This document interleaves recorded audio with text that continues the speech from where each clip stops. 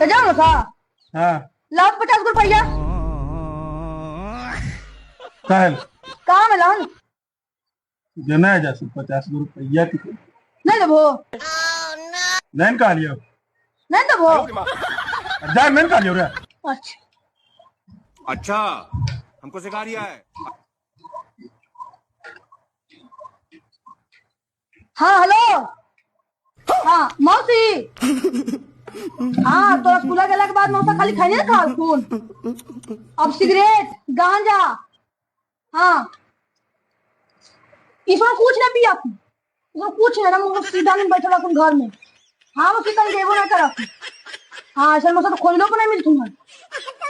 हाँ हाँ और तो कितने मौसी। हाँ तखनी आई मौसी।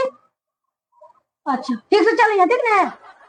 ठीक मौसी जा की ताके पैसा दे देने के मतलब की समझिए कितना पैसा दे दे मौसी जा खोल के आगे एक तो ने मौसी का पैसा दे दिए हमरा तक तेज बेटा हमरा तक मौसी का